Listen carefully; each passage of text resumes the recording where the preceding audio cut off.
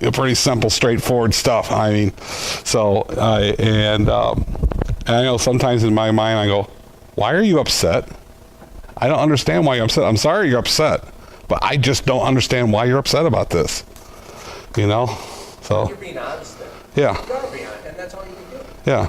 And there's times when somebody's going to be mad at you, and you know what? That's just life. I know, and That doesn't mean you're necessarily wrong. no, and she gets upset. Then she's upset about me feeling that way. Like, I really can't understand why you're upset, you know, about this. So, but again, we're wired differently, and thank God for that sometimes. And what were you doing other times? You know. So, all right, let's go on. Oh, we're gonna put me on the spot here, Sean. The question is, where was it? Yeah, I know. What about your parents? How have your spiritual? What do you think? Where was the actual question? What question was it? Oh, number 5. How do you? Yeah. Describe your personal love with God. Yes, there it is. My thumb was on it. That's why I couldn't see it. I was like, "Where's that question at?" My thumb was on it. Question, Sean. How do you think your children would describe your personal? So, how do you, son? You're on the spot now. How do you describe me? I'm really putting myself out. This was not rehearsed. Good answer. Get some money. You want to go to the movie later, son? Yeah. Honestly, too. So, like I said, this is going to be a good day because we have. Very, very persistent. Persistent, yeah. Persistent, okay. You could have said something worse. That's a good thing. That was the nice way to say. Stubborn is what you were going to say? That's the negative way of saying persistent. You know, somebody used to say to me, stubborn and stupid both start with STU. And don't you be both. Think about it. A lot of stupidity is because of stubbornness. So, but yeah, thank you, son. I'll wire the money to you. All right. Yeah, persistent about serving God because he finds me every morning at my computer doing daily devotions at night and stuff. That's where he was at. So he knows I'm very persistent about being in the Word and doing devotionals and that. So, okay, down to number 6.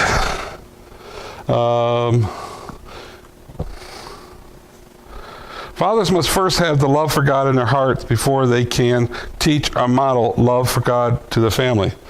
You know, that's like somebody who doesn't know math, algebra, or calculus, who doesn't have it inside and out trying to teach a person it from a book. It just doesn't work. Have you guys ever had a teacher somewhere that's tried to teach you something because they're book smart, but not reality smart? Yeah. It's not. They're not a good teacher. Because, you know, I mean, like I said, one of the reasons I think I clue so much into this because, I mean, I can sit down and talk with you guys about how I have lived in the movie Courageous in my life. Many things. I don't think there's a scene in Courageous that I haven't lived in my life already. From being tested at a workplace, to the children, to the wife, the different things. There's a lot of things in there. I haven't lost a child directly, but I have went through a loss of a child in the family. So there's a lot of things in Courageous that I can really relate to. So let's go to question 6 at the bottom. How can you help your children love God with all your heart, all their mind, and all their strength? Anybody? Open it up for anybody. How can we help our children? Example. There we go. We already answered this. Living it. Be an example. Yes. All right. I have up here use verses to give them the basis as to why you're guiding them, reprimanding them on. You know, Sean and I went through a lot of the Proverbs and the things in there we talk about, you know. We went through all of it. Yeah, he had to rewrite Proverbs. No, we read it. And you wrote it? No, we used to get up in the morning and read a chapter. And you would write it? Because when you write things, you retain more. So his penmanship needed work. So I combined two things to one. I had him write Proverbs. We do about a chapter. And I don't know if he did a chapter every day, but we would write Proverbs and then we go through it and study it. And so his penmanship didn't improve as much as I was hoping it to, but his knowledge of Proverbs did improve. So, yeah. So, yeah, I mean, I did that with a lot of things with him. I have him write it, and then we go through and study it because you retain more. So use verses and model it. Live it. Be the example. That's really the best way. And to get them in church and to teach them that habit. You know, sometimes habits can be a bad thing, but that's one habit, lifestyle, that becomes part of breathing, so to speak, that is good to do. So, good. Okay. Turn to page 42. Any thoughts or comments so far? Top of 42. You must have went there and looked at the top of the page. Oh, your book's not even open. Oh, you... Oops. Such modeling is a part of your daily interactions. As you greet your kids at the breakfast table and have spiritual rich conversations in the car or pray together each night, installing a love for them and your children is the most important thing you can ever do. So, it's interesting too. That makes me think about the praying. My grandson, when he's with us, he knows that we always pray before we have a meal. And my daughter tells me that after he comes from being with me, he tries to remind her to pray because she doesn't pray before the meal. So she's a gentle. So that's what I mean. As grandpas, we can influence, and that's a reverse influence. My daughter should be influencing my grandson, but here it works the other way around. But yeah, these things can carry on for generations, and it's amazing. Our actions do teach them. So training children, we're talking about. I will train them to honor authority and live responsibly. Training children to honor authority and to live responsibly is another way to ensure that they live godly, productive, and purposeful lives. It starts with their attitudes towards their parents. In Ephesians 6:1-4, we're going to read, and then the question will be, what does Paul say children are to obey, to honor? Ephesians 6:1-4. Get my children. You listening up, Sean? Obey your parents because you belong to the Lord, for this is the right thing to do. Honor your father and mother. This is the first commandment with a promise. If you honor your father and mother, things will go well for you, and you will have a long life on the earth. Fathers, do not provoke your children to anger by the way you treat them. Rather, bring them up with discipline and instructions that come from the Lord. To provoke, like, in other words, nag, as you were talking about, Jerry, the nagging part. Do not. So, okay. So the question... Addendum to that, as long as they're honoring the Lord. Because I'm running into kids, and I'm in a principalship right now. And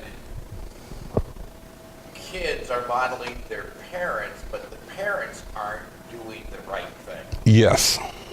So you've got to be careful with that one if you just read it word for word, because there's a lot of things that parents, and I did things wrong too, but if you model it, you're setting up your children for failure. Right, because our modeling, our example we're setting is the best teacher of any child when they're watching us grow up. We can sit there all day and tell them A, B, C, D, whatever, tell them something, but if they see us do something different, what's going to teach them? Okay, an example I would use is a child stole $20 that was left at an event. And through discussions and talking to them, the child admitted that they did wrong, and the parent wanted me to punish the child. And I said, we dealt with it, but in the conversation I had to say to the parent, they're learning this from you. And they looked at me and I said to them, when you tell your children to tell the principal why you're late and it's wrong, you're lying. They're learning to lie from you, not just steal, but lie. Right. So, you know, and there's an addendum to that. Well, if you can take things out of context, but in all, it's honor things will go well if you honor. But yeah, I mean, if the rest of the Ephesians in there, the Christian living, Ephesians has got the section about Christian living and all that. But yeah, if you pull this one out just because you obey your parents doesn't mean you're gonna have a good life. But yeah. That's part of instruction that comes from. Yes. Yes, I agree with that. That's earlier in Ephesians. And the part about wives and husbands and Christian living, Ephesians is good for that. So, all right, we're getting short on time as always. We've had some good discussion, but I want to go into, I'm going to jump ahead to one thing I wanted to make sure we get through today. Oh, come on.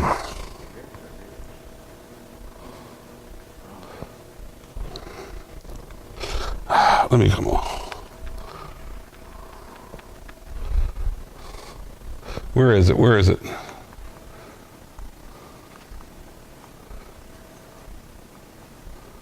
are we looking at page 44? No, we're going to it's from the book. It's, I thought it was right there. Okay, let me scroll through here. Be easy. It was the 10-4. Oh, I got it too big. The 10-4 ways. It's like 10-4 on a CB. The 10 negatives and the 4 positives. Why didn't that open up?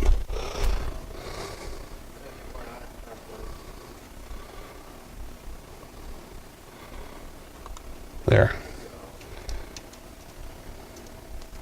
Okay, this is part of the devotional I did. I don't know if I sent this out. It was another one I had done, but it covers the 10-4, and it goes into the detail. And I want to bring this to attention where we can look at this later. This agenda here is full of information. In addition to what's in the book, some other things I found that would be good place to insert. Our absence. These are, again, most of us have all raised our children. I have a chance, a retry here to do it right. So, but this is something that will help, and you could pass this on to your children. Absence, whether we spend our time in or on things, that don't matter, and the needs are just plain abandon our children. We're not telling them their hearts and life is not as important as our stuff is. If we're out golfing, or out hanging out with the guys and stuff, or fishing with the guys or whatever, and we're not with them, their heart's not as important to us as our stuff that we're out doing. So we have to, that's one way to lose our kid is by absence. Our anger. In Proverbs 27:4, anger is cruel and wrath is like a flood. Just walk away. Yes, when we blow, and it happens to the best of us, we need to walk away and cool off. As it says, our anger can erode their love for us like a flood. But if you do not bow and choose to walk away, it will be up to humble yourself and apologize later. So our anger at them. Unjust discipline. And again, fathers, do not provoke your child to anger by the way you treat them. Rather, bring them up in discipline instructions that come from the Lord. All right? Harsh criticism. Always criticizing, not positive, uplifting. Some kids, have a bad days that they don't seem to can do nothing right. And some parents have said those words. Some parents wish they never did. And they've said, can't you ever do anything right? That's something that really tear a kid up. You don't want to ever, like that, look for good things, because in time, by praising a kid, let's say 80% of the time they're messing up.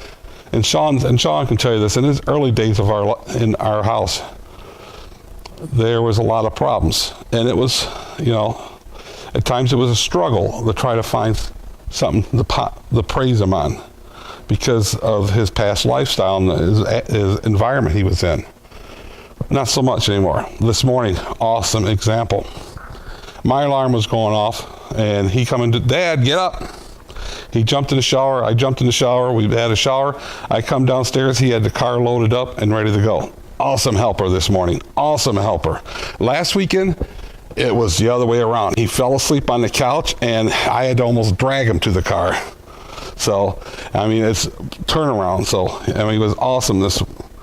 So you got to look for it. Favoritism. No, we jumped over. Lack of compassion. Okay. We must follow God's lead in compassion. The Lord is compassionate with us. We need the compassion with our children. One of the things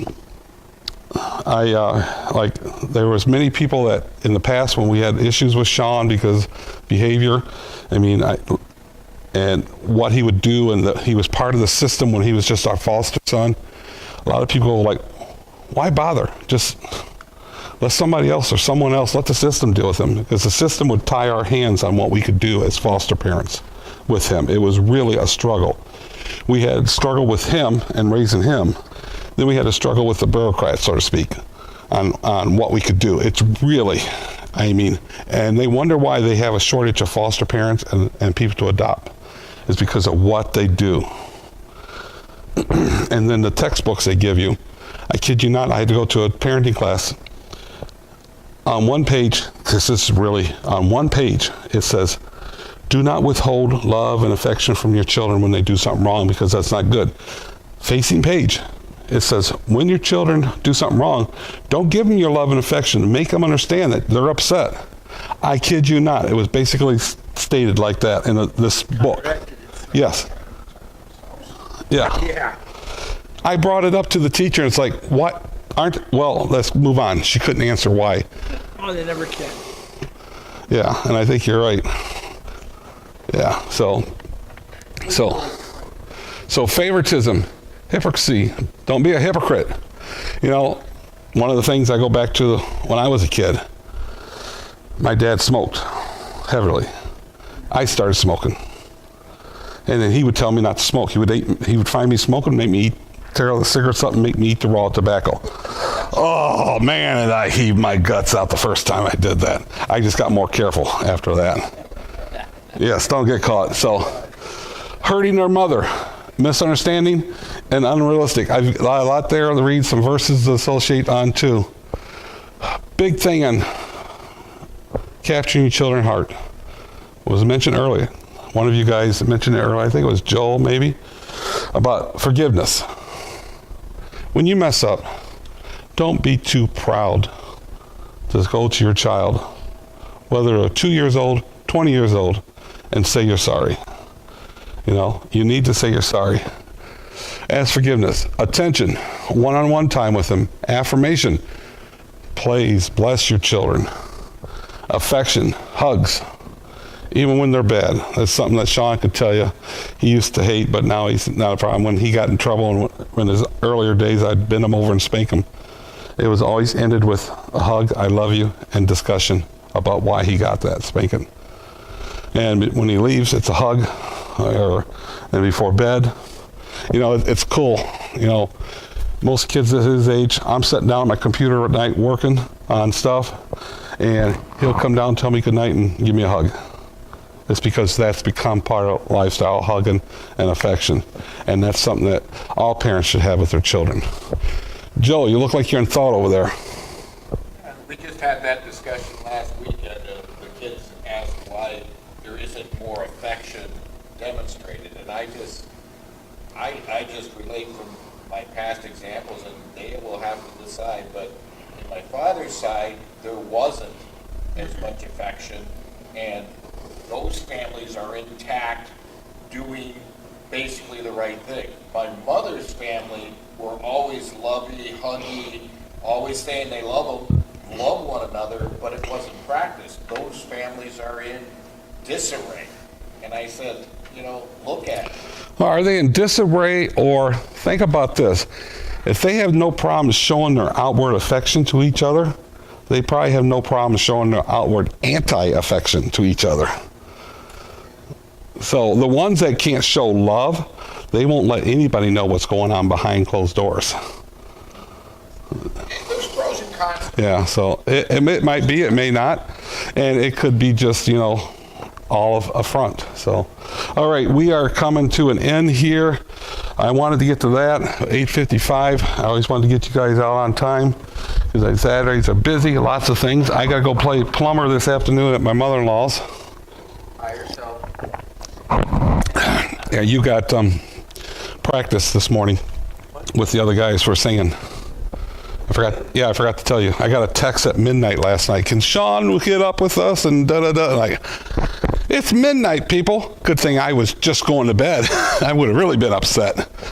So, all right. Again, the email I sent out with the agenda in it was last week's agenda. I'll send you a new email. Or if you go down to the link at the bottom, you can go down to the link at the bottom of the email if you want to go back through and review this before I get there. Oh, that's that.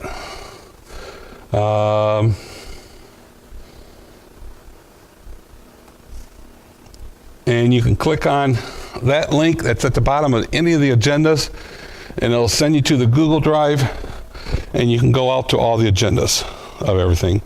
So that's always there. All right. So, okay. Any last closing thoughts or comments from anybody? Yeah. Just a comment. I think this is so important that we're here and how important it is to kids, because I saw a thing on Facebook this week that Franklin Green posted with regards to, I think it's a Teen Vogue magazine article that basically talked about how to teach kids or justifying or instructing anal sex, and that it's how to do it, and it's like, where is this all coming from? The world out there is just taking us into such a direction. A slippery slope is getting. The job is just getting more and more difficult. Kids have a chance at anything. It's not right. Yes, absolutely. It is difficult. I mean, Sean doesn't have his own cell phone yet because of all the exposures and all the things and that he can be exposed to, and the trust issue. I mean, so I can't control when he's not at home, what's around him, what he does, but I can control what he has access to. And until I believe he's at the maturity level. I mean, there's adults. I mean, like I said, how many of you thought last Sunday when you were sitting in church about how many people these other guys in church was looking at porn this past week? I mean, there's many adults that have computers and access that go to do things that they shouldn't be doing on them, because it's unbelievable. Over half of the guys sitting in any church on a given Sunday have viewed porn that past week. So much of that is now, I think the percentage is like in the 30s, yet it's acceptable. Whatever kind of sex, whatever this, whatever that. Yeah. Our standards are way down here. So, Warren, would you like to close us in prayer, please? You've been so quiet, I'm going to let you have a chance to speak.